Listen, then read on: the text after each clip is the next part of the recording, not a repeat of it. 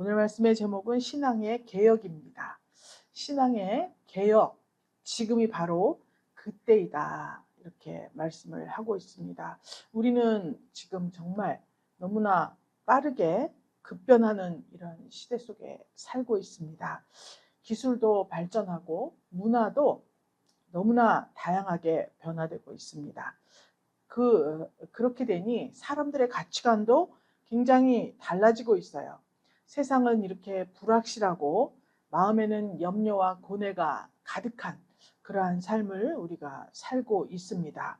이럴 때일수록 우리가 더욱 집중하고 붙들어야 되는 것은 변하지 않는 하나님의 말씀과 신실한 믿음입니다. 연초에 하나님께서 좀 역사를 하셨나 봐요. 아침에 일어날 때마다 뭐라고 한마디씩 해요. 그냥 이렇게 일어나면서 뭐 이렇게 외치는데 영어도 잘 못하는데 영어로 몇 가지 말씀을 한 두 주 만에 한 번씩 이렇게 외친 적이 있습니다. 지금 생각 같아서는 한두 달 전 같은데 가만히 생각해보면 한두 달 전엔 그럴 일이 없어요. 너무 바빠서. 연초인 것 같아요. 그때 어느 날 아침에 탁 일어나면서 레볼루션 이렇게 외쳤어요. 깨면서. 또 어떤 날은 막 멀티태스킹 막 이러고 이상한 단어들을 막 그렇게. 그래서 제가 이 말이 레볼루션 이 말이 너무 이제 와닿아가지고 제가 쫙 다 조사를 해봤습니다. 뭐 혁명이다 뭐 이런 뜻은 알겠는데 어떤 뜻인지 조사를 해보니까 결론적으로 아주 급격하고 근본적인 변화, 그래서 완전한 전환, 그러니까 이전의 모습을 찾아볼 수 없는 그런, 그러니까 혁명이잖아요. 혁명은 불법입니다. 원래는. 그렇죠? 지금 있는 권세를 뒤집어 엎고 자기가 차지하는 것을 혁명이라 그러잖아요.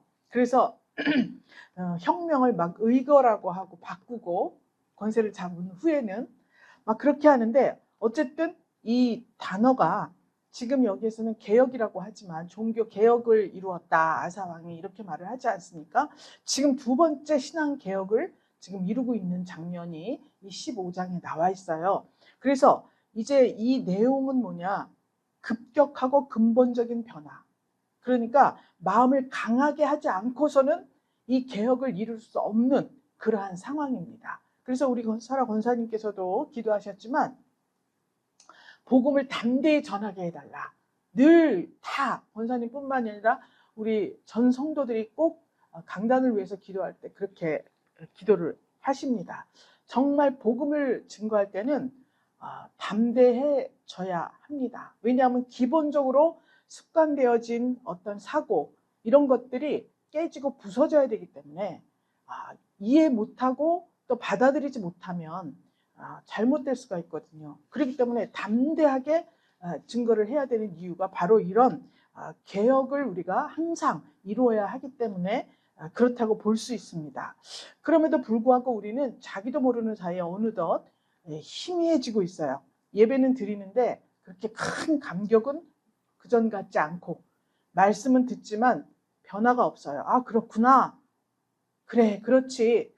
속으로 아멘도 하고 다 영접도 했는데 변화가 없어. 거기까지 갈 수 있는, 변화까지 이룰 수 있는 힘과 능이 없는 거예요.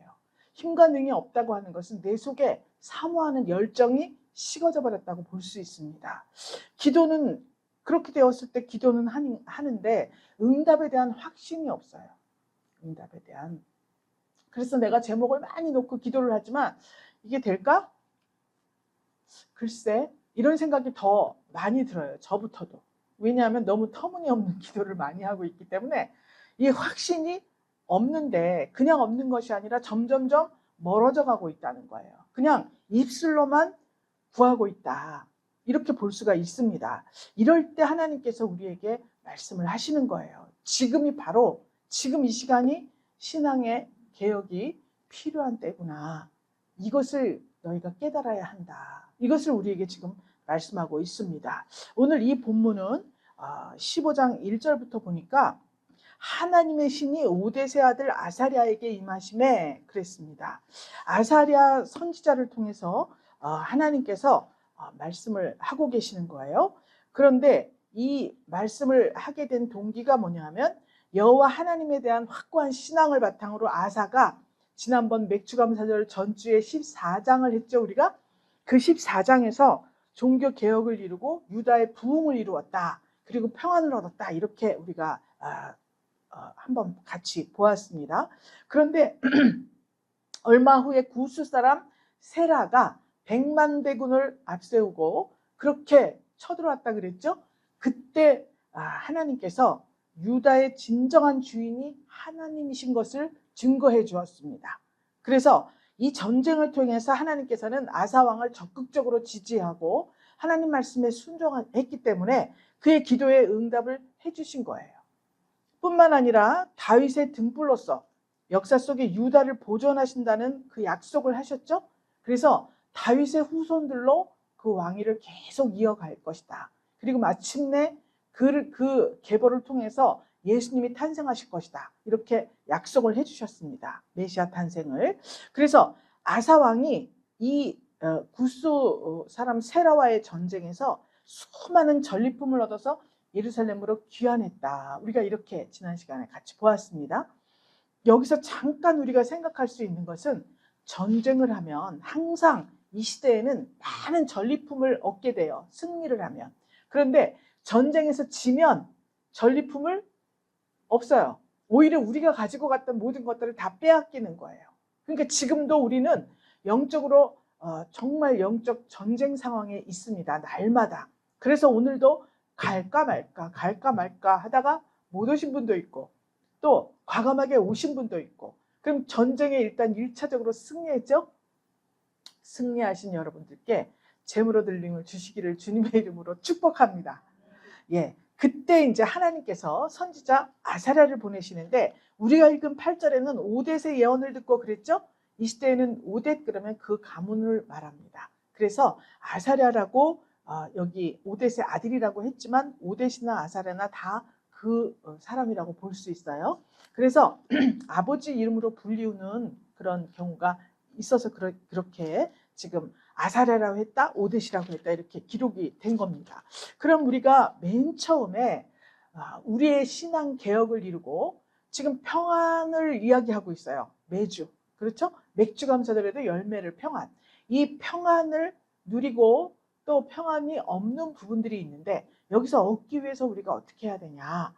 먼저 하나님의 사람이 오뎃의 아들 아사랴에게 하나님의 신이 임했다 그랬습니다. 그래서 저가 나가서 아사를 맞아 이르되 그랬습니다. 전쟁에 수많은 전리품을 가지고 승리하고 막 돌아오는데 아사랴가 거기에 탁 나타난 거예요. 그래서 자, 내가 무리들아 2절에 보면 무리들아 내 말을 들으라 이렇게 말씀하고 있습니다. 그러면서 지금 승리하고 돌아온 사람에게 말을 해요.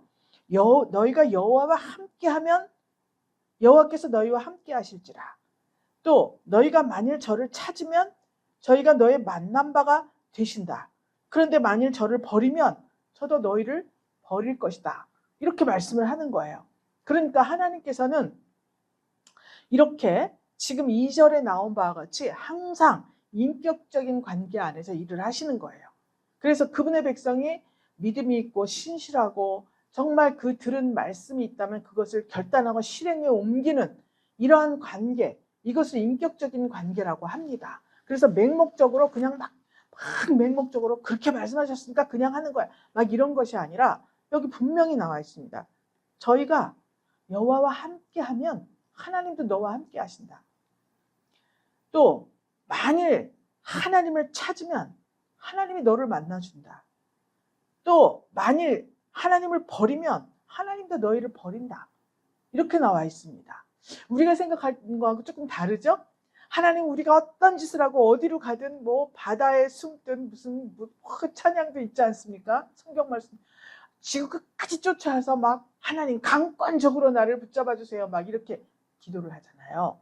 그런데 그것은 우리의 신앙이 어린 신앙 혹은 굉장히 위험한 상황에 포착이 되었을 때 이렇게 그때 순간적으로 그렇게 하시는 것이지 원래 그 원리적으로는 우리가 하나님을 찾아야 돼요. 그래야 하나님이 나를 만나주시고 내가 하나님과 함께 있어야 하나님이 나와 함께 해주시는 거죠. 내가 하나님을 버리는데 하나님께서 강제로 막 이렇게 하시는 분이 아니지 않습니까? 그래서 우리가 늘 예배에 나와서 내가 오늘 이러이러한 일을 진행을 하는데 진전이 없고 왜 이렇게 마음도 평안하지 않고 여러 가지 어떠한 그런 현상이 나타나는 거예요. 그랬을 때 어떻습니까? 하나님의 뜻이 아니면 그렇습니다.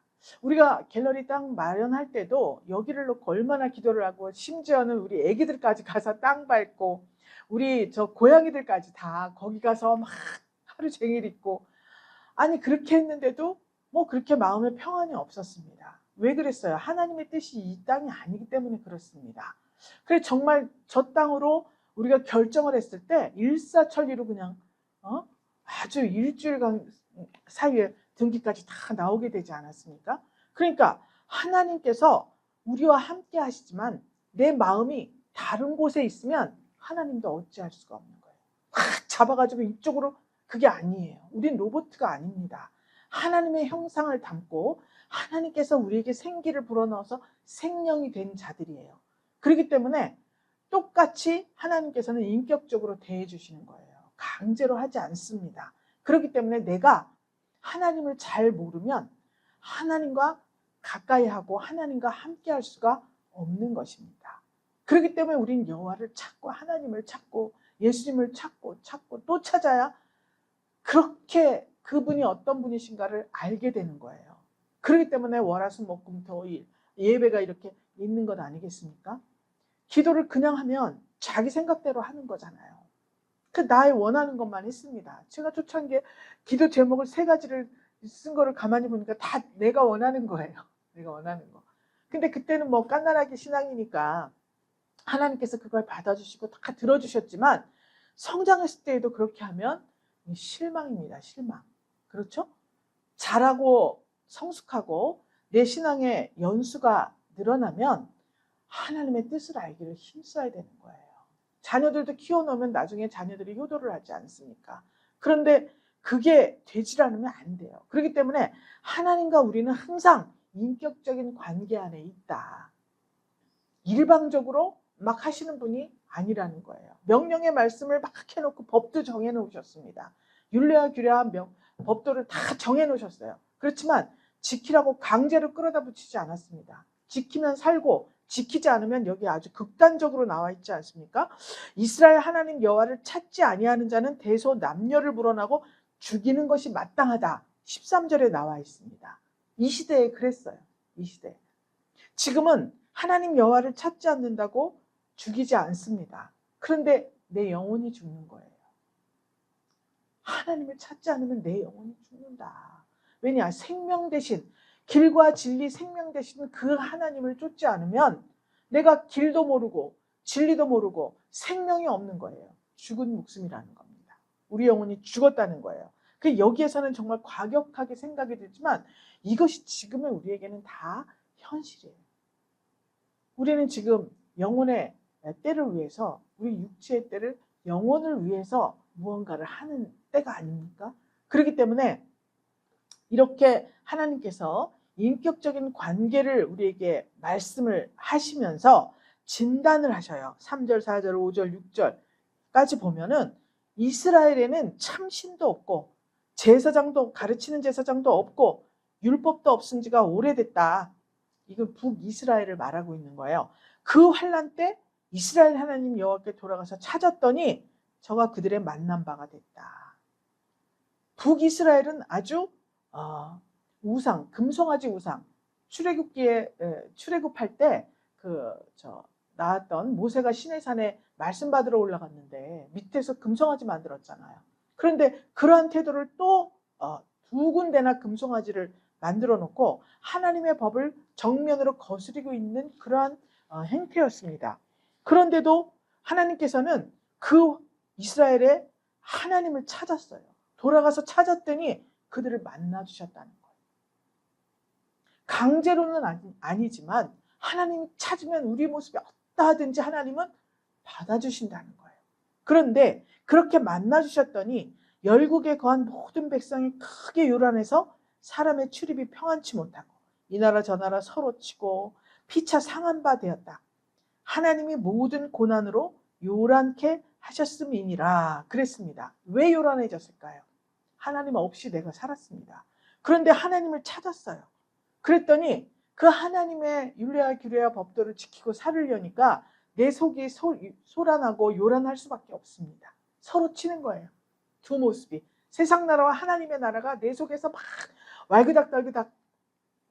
그러니 하나님이 모든 고난으로 요란케 하셨다. 하나님의 말씀을 지키려고 자기를 부인하고 자기 십자가를 지는 것, 내 존재를 부인하고, 그렇죠? 나의 생각과 내 분별력, 판단력, 내 지식, 상식, 이 모든 것을 다 부인하고 하나님을 따라가려니 고난일 수밖에 없습니다. 그런데 이 과정을 거치면 하나님께서 우리는 여러분 주일이라 그러는데 오늘 갈까 말까 고민합니까? 고민하지 않아요. 즐거운 마음으로 옵니다. 기대하는 마음으로 와요. 오늘 하나님 말씀으로 만나고 우리 공동체 안에서 형제자매를 만나서 즐거운 교제와 또 대화를 나누고 같이 또 식사도 하고 이렇게 하면서 정말 하나님 나라를 우리가 맛본다. 이 기쁨으로 기대하는 마음으로 나오지 않습니까? 이 고난의 때가 지나면 그렇게 내가 하나님 안에서 그렇게 열매 맺는 신앙이 어느 사이인가 되었다는 것입니다.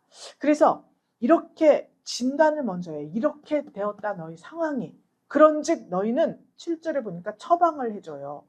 강하게 하라. 손이 약하지 않게 하라. 너희 행위에는 상급이 있음이니라. 이렇게 말씀하고 있습니다. 하나님께서 우리의 신앙 상태를 진단을 해주시는 거예요. 그리고서 처방까지 내려주십니다. 그러니까 군대에서 막 전쟁에 승리하고 돌아오니까 얼마나 기쁨이 충만하지 않겠습니까?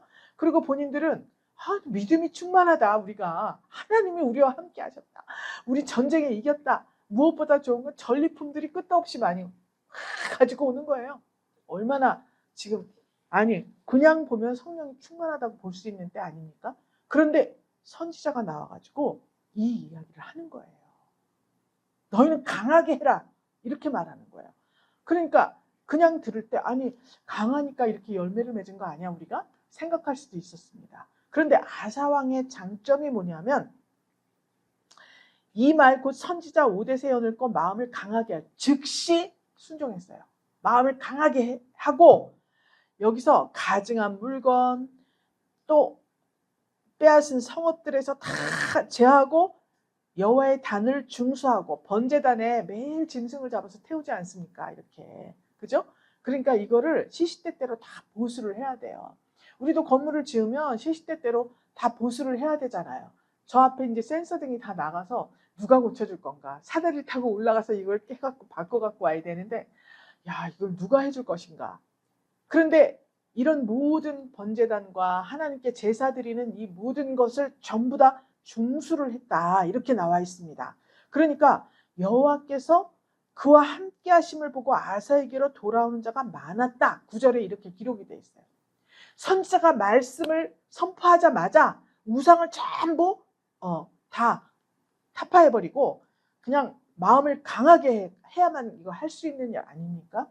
그래서 훌륭하다는 사람, 이 성경에 기록된 사람 보면 전부 소명을 받고는 우상 먼저 때려잡습니다.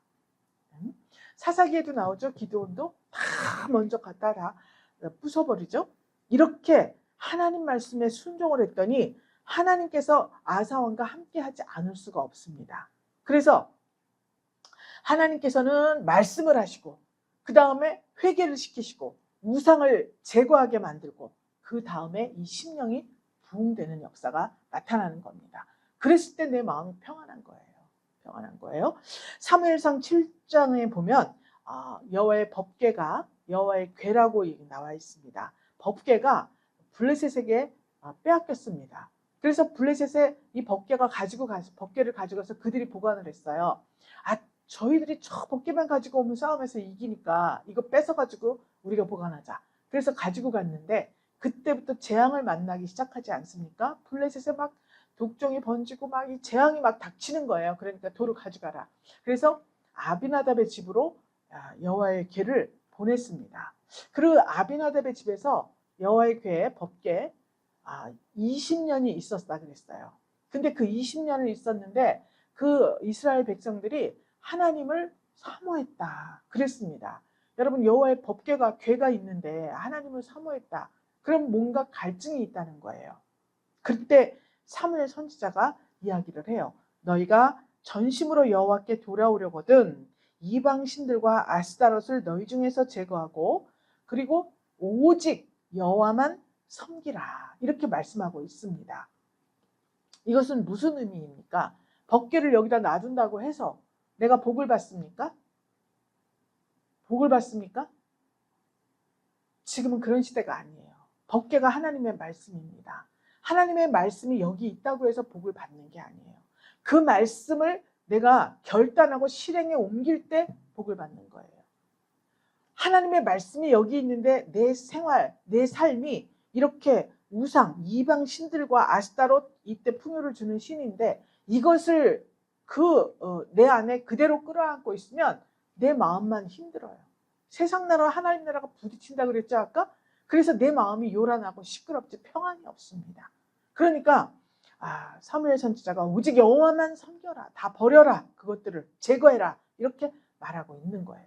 그리고 나서 너희는 다 미스바로 모여라. 그래서 미스바 성회라 그러죠? 미스바에서 온 이스라엘이 다 모여서 하나님 앞에 회개하고 기도하고 하나님 단에 물을 길어다 부으면서 막 다 같이 말하자면 집회를 한 거예요. 부흥회를. 그래서 이때 대대적으로 회개를 했어요. 그래서 지금도 회개 성회를 열 때는 제목을 미스바 성회, 미스바 대성회 막 이렇게 하는 거예요. 그러니까 이 말씀에 순종하는 결단, 이 결단을 하기 위해서는 어떻게 해야 되냐? 선지자의 말씀을 듣자마자 마음을 강하게 해야 이 말씀대로 단행을 할 수가 있다는 것입니다. 이 세상 사람들은 우리도 그렇지만 모두 다 평화를 원합니다. 그런데 우리나라와 같이 남과 북이 이렇게 대치 상황에 있지 않습니까? 거의 70년이 넘었어요. 이런 경우에는 더 정말 절실합니다. 평화를 유지하기 위해서는 막대한 비용도 들고 또 누군가의 아주 수고가 필요합니다. 국가도 그렇고 개인도 그렇습니다. 국가를 다스리는 일이 굉장히 힘든 일이고 정말 하나님이 함께하지 않으면 힘든 일입니다. 우리는 여기에 이렇게 있으면서 대통령이 이러네, 국무총리가 이러네, 무슨 장관이 국회의원이 이러네 막 말을 하지만 여러분 나부터 먼저 생각을 해보세요. 내 가정을 하나님 말씀대로 잘 이끌어가고 있는가? 그건 먼저 생각을 해야 됩니다. 그래서 자기 가정을 하나님 안에서 정말 이 평안을 얻었다면 그런 가정이 늘어나면 이 나라는 평안할 수밖에 없습니다. 그런데 데모를 한다고 해서 뭐를 한다고 해서 이게 되는 일이 아니에요. 하나님께서 진정한 평화를 우리에게 선물로 주셔야만 되는 건데 그 선물을 받는 자가 누구냐? 예수를 믿는 우리들입니다. 우리에게 진정한 평화를 주실 때 이 나라는 평안해지는 거예요. 그래서 15절에 보면 온 백성이 하나님을 찾고 하나님께서 만나주시고 또 그 사방에 평안을 주셨더라. 이렇게 기록이 되어 있습니다. 진단을 하시고 처방을 내리셨습니다. 마음을 강하게 해라. 우상을 다 제거해라. 네 마음속에. 이렇게 했어요. 하나님을 기쁘시게 할 때 하나님 말씀에 순종할 때 기쁜 거지 돈을 많이 준다고 기쁩니까? 나 다 필요 없다. 하나님 말씀하시잖아요. 재물을 많은 소떼 양떼 갖다 바쳐도 내 마음은 즐겁지 않다. 하나님이 말씀하셨습니다. 내 말을 실천할 때 나는 기쁘다. 이렇게 말씀하셨어요. 그러니까 아사왕의 개혁 의지, 우상을 타파하고 여호와의 단을 중수하고 이 모든 것들 이것이 하나님을 기쁘시게 했기 때문에 사방에 평안을 주셨다 그랬습니다. 그렇다면 우리를 비추어 봐야 되겠죠? 우리가 어떤 행동을 해요. 행동을 해. 우상을 끌어안고 우상을 섬기는 행동을 만약에 했다 그래요. 근데 그것이 우상을 섬기는 행동인지 뭔지 모를 때가 있습니다. 제일 심각한 우상이 뭐냐면 자기를 우상 삼는 거예요. 사실. 근데 자기 모습이 하나님 앞에 어떻게 비춰지냐.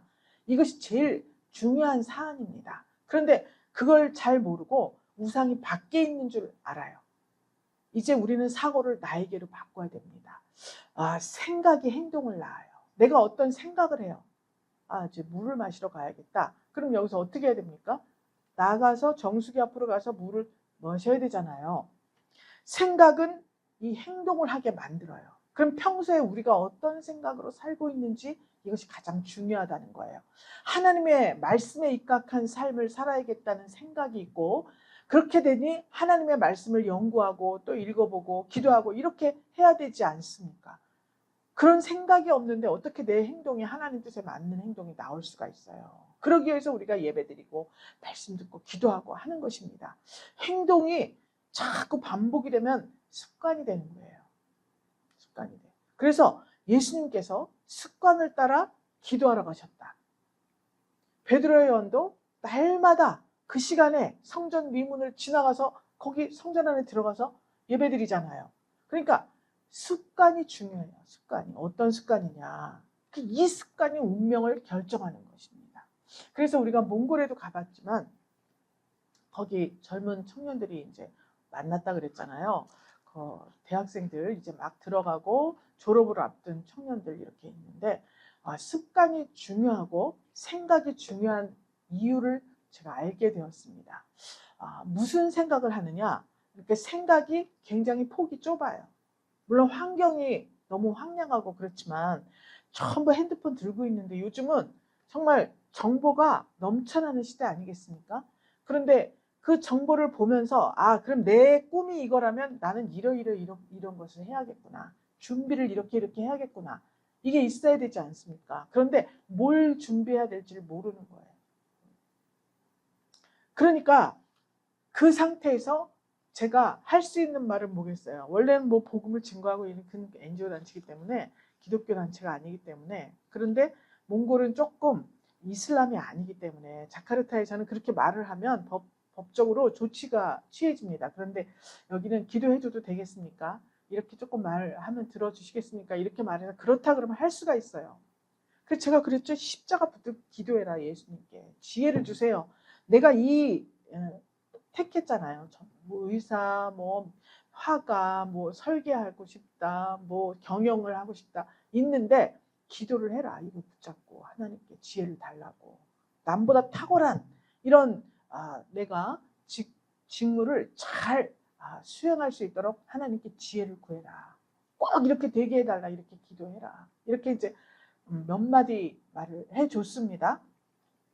그랬더니 그러냐. 나도 했다. 나도. 그러면서 제가 이제 지도 펼치고 했다 그랬죠.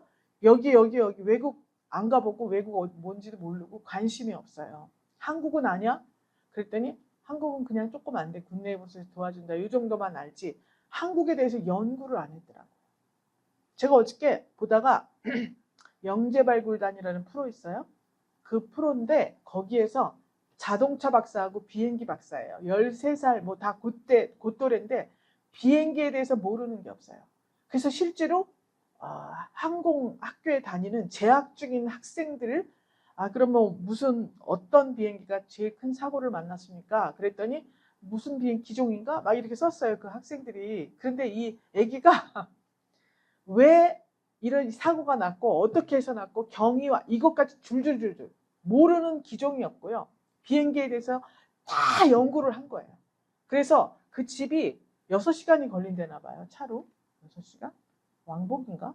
하여튼 그렇게 해서 인천공항에 와서 이렇게 하고 비행기 날아가는 걸 다 보는 거예요. 그러니까 비행기가 이렇게 하다가 날아갈 때는 비행 날개가 이렇게 된다. 뭐 뒷모습이 아름다.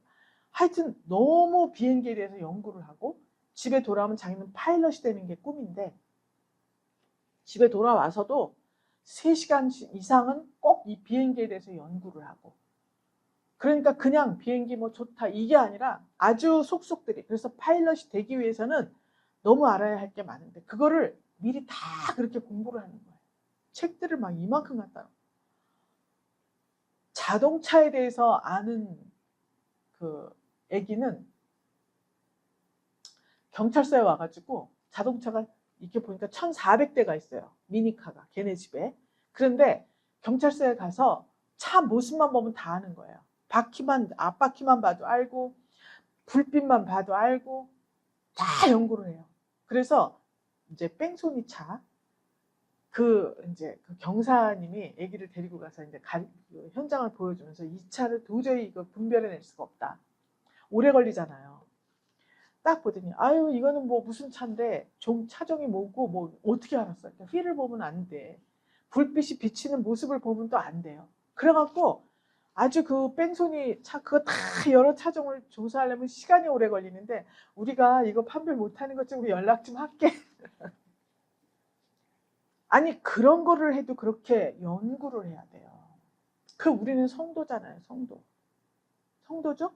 애기도 자기가 좋아하는 차, 자기가 좋아하는 비행기 아주 정말 박사 너무너무 10년 후에 내가 파일럿이 된다 막 이렇게 하고요. 모르는 게 없어요. 아주 그냥 공부를 해봐요. 성도가 제가 생각을 했습니다. 공부를 더 해야겠다 나도. 정말 하나님을 사랑하고 또 더군다나 복음을 전하는 지금 사람인데 공부를 더 해야겠다. 도전을 받았어요. 무엇을 연구해야 되는가? 우리가 하나님 안에서 나를 연구해야 돼요. 자기 자신을 연구해야 돼요. 그래서 내 습관은 뭐고 내가 이런 습관을 가졌기 때문에 내 운명이 이렇게 될 수밖에 없구나. 그건 하나님이 뭐 쳐서 그렇다. 하나님이 벌 줘서 그렇다. 그게 아니에요. 내 생각과 내 행동, 내 습관이 내 운명을 결정하는구나. 그럼 오늘부터 내 생각을 바로잡아야겠다. 생각 속에 아주 견고한 진을 펼치고 있는 이 사단 마귀의 이 더럽고 추악한 견고한 진을 깨트려 버려야 된다. 이렇게 우리가 생각을 해야 됩니다. 누가복음 2장 14절에 있습니다. 지극히 높은 곳에서는 하나님께 영광이요 땅에서는 기뻐하심을 입은 사람들 중에 평화로다 하니라.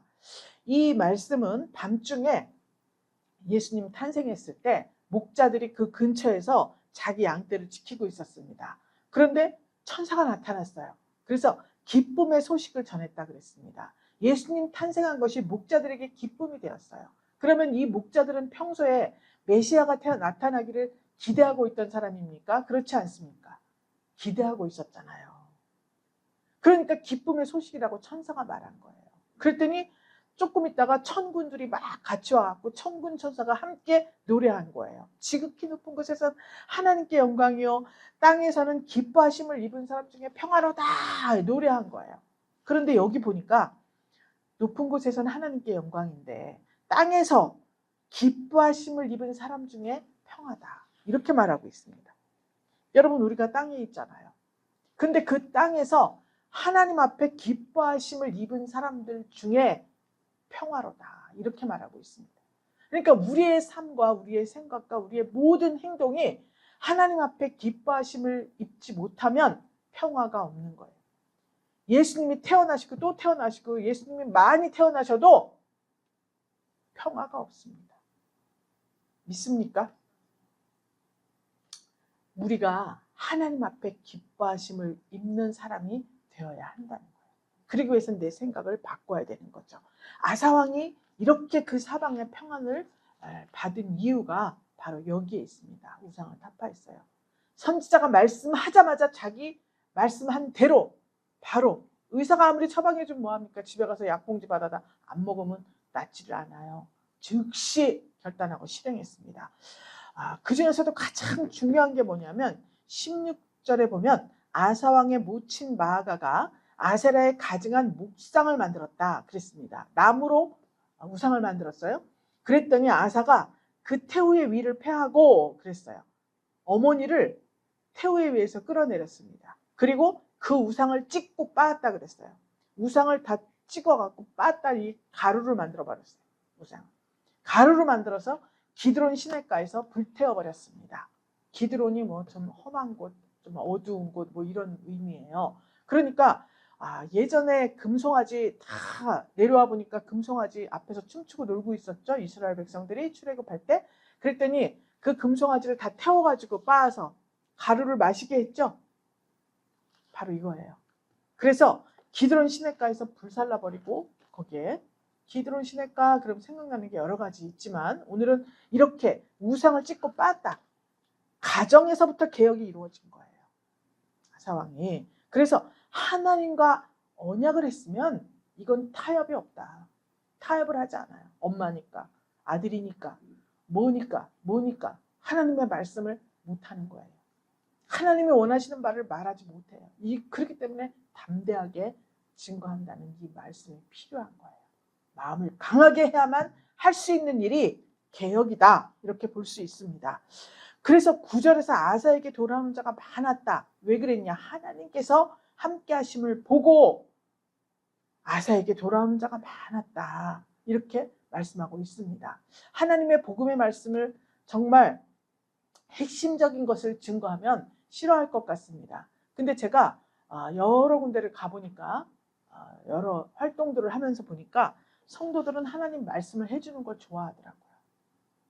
그냥 성경 말씀 읽고 1, 2, 3번 해갖고 은혜 받아라, 축복 받아라 이렇게 하는 것도 물론 좋겠지만 하나님의 말씀을 이렇게 꼬치꼬치 설명해주고 원하시는 바를 알려주고 이렇게 하는 걸 더 좋아하더라고요. 복잡하고 어렵고 참 재미가 없는 것 같지만 하나님의 말씀이 쏙쏙 들어갈 때 오히려 더 기뻐하고 그 삶이 변화되는 것을 제가 보았습니다. 신앙은 타협이 아닌 결단이다, 이렇게 생각하시면 됩니다. 여러분들에게 신앙의 개혁이 이루어져야 할 부분이 있다면 오늘 곰곰이 생각해 보시고 하나님 앞에 지혜를 구하시고 결단하는 그러한 마음, 강한 마음, 이것을 하나님께 구하시기를 바랍니다. 요셉과 함께 하신 하나님, 여호수아와 함께 하신 하나님, 다윗과 함께 하신 하나님, 마음을 다하고 성품을 다해서 열조의 하나님 여호와를 찾기로 언약합니다. 여호와께 맹세를 합니다. 자, 느헤미야 8장 또 에스라에서도 보면 바벨론에서 포로 잡혀 돌아왔습니다. 그래서 성전을 재건하는데 율법책을 탁 낭독을 하니까 이 사람들이 막 통곡을 하고 울었습니다. 왜 그랬습니까? 율법대로 살지 않았어요. 그래서 남이 나라에 포로 잡혀가서 70년 동안 노예 노릇을 하고 식민 통치를 받았습니다. 종노릇 했어요. 그 돌아와서 다시 하나님의 말씀이 율법이 확 낭독되는 것을 들으니까 통곡하지 않을 수가 없습니다.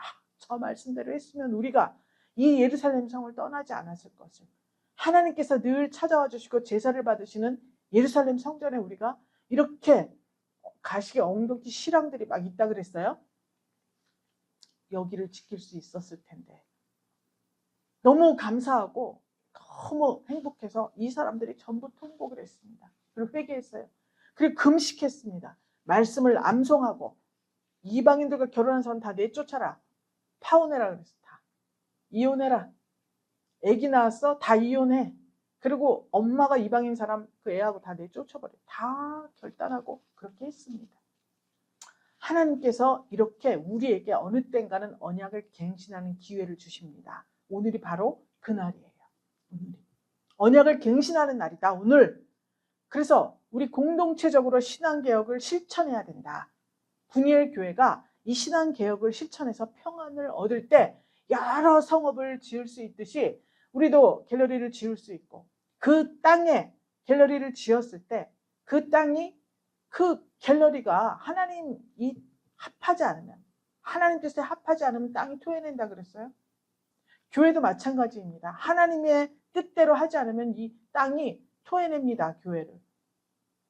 여러분들 안에도 하나님의 말씀이 거하고 하나님 말씀대로 결단하려는 이 생각이 없다면 하나님께서 토하여 내치리라, 이렇게 말씀하고 있습니다. 이 맹세를 하지 않는 자는 죽이는 것이 마땅하다 기록되어 있지 않습니까? 우리가 예수를 믿는 것, 신앙 개혁을 이루는 것, 이 모든 것들이 다 우리의 목숨이 걸린 일이라고 생각하셔야 합니다. 그것이 또 사실입니다. 오늘 하나님 앞에 잘 생각하시고 한 주간 동안에 묵상하셔서 내가 평안이 없는 이유가 뭔가, 내가 세상 사람이 생각하는 가진 게 있어야 평안하다고 하지만 이런 거 다 없는데 내 마음은 평안하다. 하나님의 뜻대로 나는 준비하는 삶을 살고 있다. 이렇게 생각하시면 하나님께서 주시는 평안이 임할 것입니다. 한 주간 동안 우리 하나님의 성령과 잘 교제하셔서 자기 자신을 잘 돌아보고 이 이스라엘 유다 백성들 같이 버려야 할 것, 고쳐야 할 것, 버려야 할 습관, 이 모든 것들, 내 운명은 내가 결정하는 것입니다. 하나님의 말씀과 하나님과의 깊은 교제가 이루어져 승리하시는 한 주간 되시기를 주 예수 그리스도의 이름으로 축복합니다. 하나님 감사드립니다. 주께서 심지가 견고한 자를 평강으로 지켜주실 것을 믿습니다. 주를 의뢰할 때 우리 하나님께서 평강으로 인도하실 줄 믿습니다. 우리의 삶은 고단하고 번거롭지만 그럼에도 불구하고 땅에서 기뻐하심을 입은 사람들이 되는 우리 분일 권속들 되게 하여 주옵소서. 그들에게 주시는 평화가 넘쳐 하나님 마침내 우리 하나님 앞에 영광을 올려드리는 귀한 삶으로 하나님 인도하여 주시옵소서. 감사드리오며 살아계신 예수 그리스도 이름으로 기도 올리옵나이다. 아멘.